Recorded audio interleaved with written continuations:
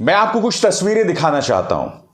प्रधानमंत्री नरेंद्र मोदी के एक चुनावी रैली में इन बच्चों की तस्वीरें देखिए। बच्चों को बाकायदा इस्तेमाल किया गया है, भारतीय जनता पार्टी की टोपी पहने हुए, और यहां पर एक बच्चे को छोटा मोदी बनाया गया है। मैं आपसे एक सवाल पूछना चाहता हूं कि क्या यह चुनावों और राजनीति के लिए बच्चों का दुरुपयोग नहीं है? मगर उस वक्त चुनाव जारी था, लिहाजा अगर चुनाव आयोग उस वक्त भारतीय जनता पार्टी को नोटिस जारी करता तो वो बहुत ही वाजिब और सही नोटिस होता। मगर इस वक्त तो कोई चुनाव भी नहीं हो रहा है, कोई मॉडल कोड ऑफ कॉन्डक्ट भी नहीं है, यानी चुनाव आचार संहिता भी नहीं चल रही है। तो आखिर किस आधार पर national child rights protection commission ने चुनाव आयोग को शिकायत की और चुनाव आयोग ने कांग्रेस पार्टी को नोटिस जारी कर दिया? नतीजा आपके सामने है। कांग्रेस के नेता जो हैं जयराम रमेश, सुप्रिया श्रीनेत, रणदीप सुरजेवाला, विनीत पुनिया, ये तमाम नेता चुनाव आयोग से उन्होंने मुलाकात की। मुद्दा क्या था?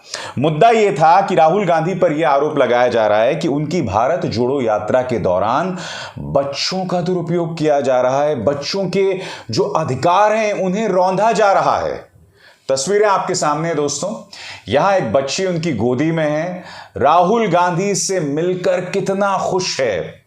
फिर यह तस्वीर देखिए, इस तस्वीर में आप देख सकते हैं एक लड़की का हाथ पकड़कर राहुल गांधी जा रहे हैं, और इसी तस्वीर पर संबित पात्रा ने एक निहायत ही अश्लील टिप्पणी की थी। एक और तस्वीर यहां पर आप देख सकते हैं, एक लड़की ने राहुल गांधी को पकड़ा हुआ है और राहुल गांधी ने उनके सिर पर हाथ रखा है।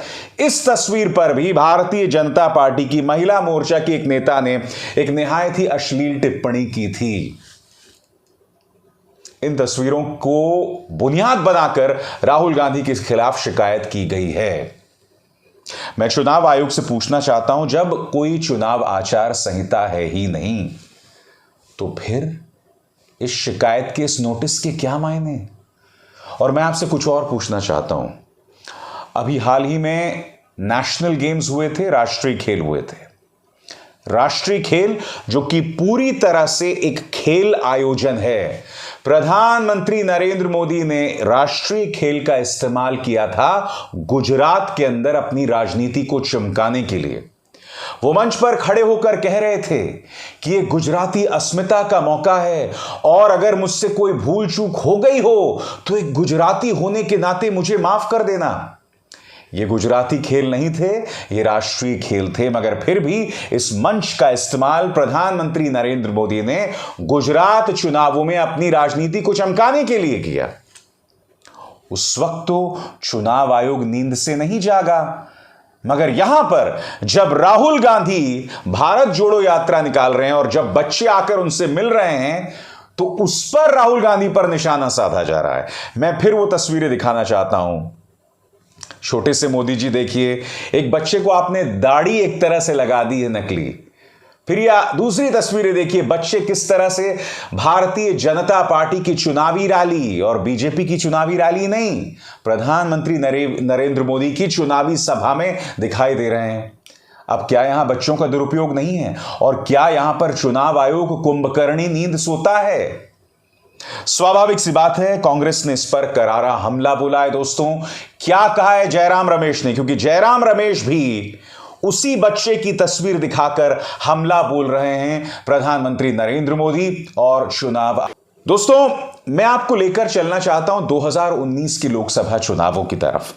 2019 की लोकसभा चुनाव में मैं आपको बतलाना चाहूंगा दोस्तों कि चुनाव आचार संहिता 10 मार्च को लागू हो गया था, और प्रधानमंत्री नरेंद्र मोदी ने 4 मार्च को बच्चों के साथ मुलाकात की थी, और राहुल गांधी और सोनिया गांधी पर निशाना साधने के लिए उन्होंने डिसलेक्सिया के जो बच्चे होते हैं, डिसलेक्सिया के शिकार जो बच्चे होते हैं, उनका तक मजाक उड़ा दिया था बच्चों के सामने।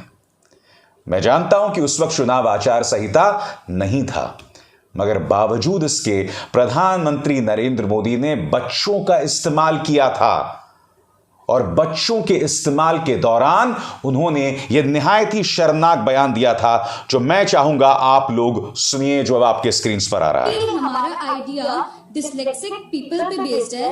डिसलेक्सिक बच्चे ऐसे बच्चे होते हैं जिनकी लर्निंग और राइटिंग पेस बहुत ज्यादा स्लो होता है, बट उनकी इंटेलिजेंस और क्रिएटिविटी लेवल काफी अच्छा होता है। जैसे कि हम तारे ज़मीं पर मूवी में दर्शीन रावल का जो भी क्रिएटिविटी लेवल था वो काफी अच्छा था। तो कोई 40-50 साल के बच्चे को भी ये योजना काम आएगी।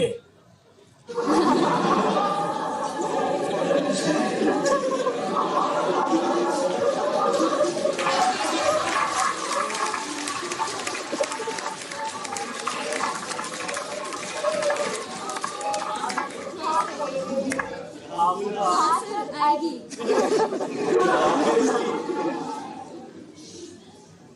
तो सर बेसिकली तो ऐसे बच्चों की माँ बहुत खुश हो जाएगी।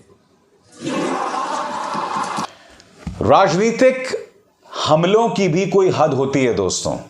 सिर्फ इसलिए कि प्रधानमंत्री नरेंद्र मोदी को राहुल गांधी और उनकी मां सोनिया गांधी पर हमला बोलना था, उन्होंने डिसलेक्सिया के शिकार बच्चों का मजाक उड़ाया। और किसके सामने मजाक उड़ाया? बच्चों के सामने मजाक उड़ाया।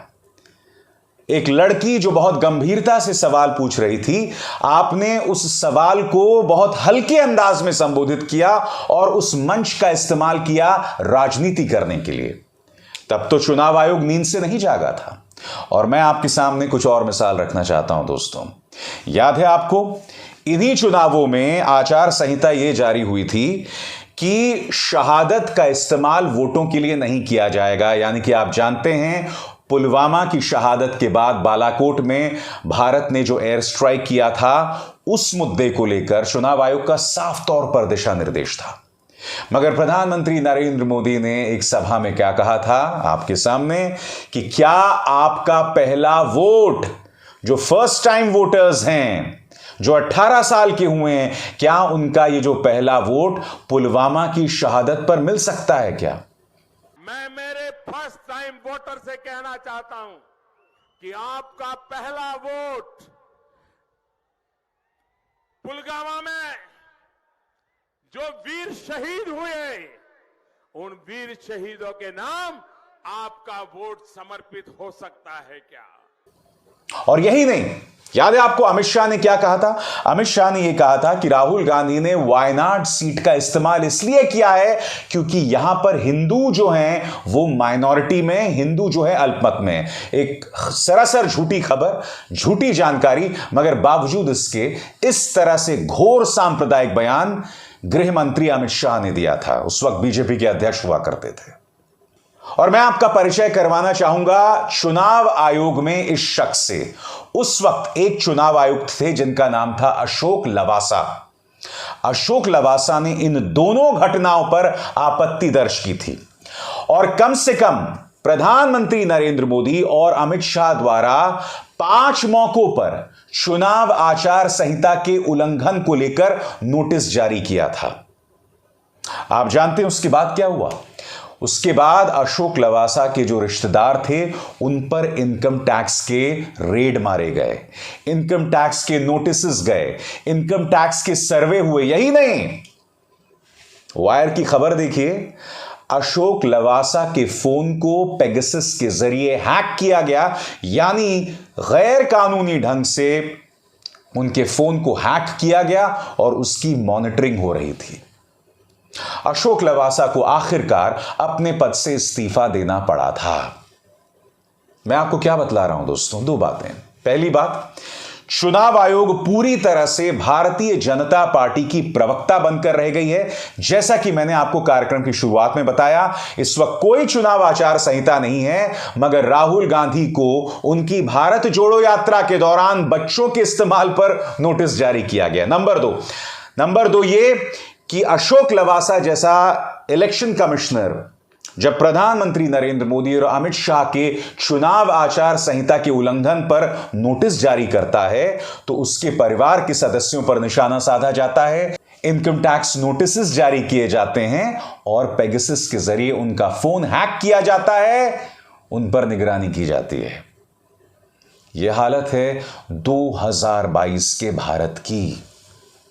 तो स्वाभाविक सी बात है दोस्तों, ऐसे में हम कैसे फ्री एंड फेयर इलेक्शंस यानी निष्पक्ष चुनावों की उम्मीद कर सकते हैं जब चुनाव आयोग और national child rights protection commission जो है वो एक तरफा कार्रवाई करता है विपक्ष के नेताओं के खिलाफ। यानी कि राहुल गांधी पर दो तरीके से निशाना साधा जा रहा है। सबसे पहले आप देख सकते हैं भारतीय जनता पार्टी के नेताओं ने किस तरह से अश्लील हमले किए थे राहुल गांधी पर जब वो बच्चों के साथ दिखाई दे रहे थे। मसलन सीटी निर्मल कुमार का ये निहायत ही अश्लील ट्वीट, राहुल गांधी अपनी भांजी के साथ हैं, उनकी मेहंदी देख रहे हैं, इस पर भी उन्होंने एक बहुत ही अश्लील टिप्पणी की थी। संबित पात्रा का ये ट्वीट आप जानते ही हैं, एक लड़की का हाथ पकड़कर राहुल चल रहे थे, इसे उन्होंने धार्मिक तुष्टिकरण से देख लिया था। उसी तरह से भाजपा महिला मोर्चा की एक नेता ने इस तस्वीर पर कहा था कि राहुल गांधी जिस लड़की के साथ दिखाई दे रहे हैं उसने पाकिस्तान जिंदाबाद के नारे लगाए थे। सरासर झूठी खबर। जब वो खबर झूठी साबित हुई तो मोहतरमा ने एक और झूठ और एक और अश्लील बात कही। और अश्लील बात क्या थी कि राहुल गांधी इस तरह से बच्चों को झपट क्यों लेते हैं, ग्रैब क्यों कर लेते हैं। जैसा दिमाग आपका खुद का होगा ना, आपको हर तस्वीर में वही दिखाई देगा। मैंने हर बार ये महसूस किया है दोस्तों, आपके मन की जैसी भावनाएं हैं आपको सामने में वही दिखाई देगा। ये दिक्कत है भाजपा के इन नेताओं के साथ। प्रधानमंत्री नरेंद्र मोदी ने कल आम आदमी पार्टी पर निशाना साधने के लिए उन्हें अर्बन नक्सल तक कह दिया था।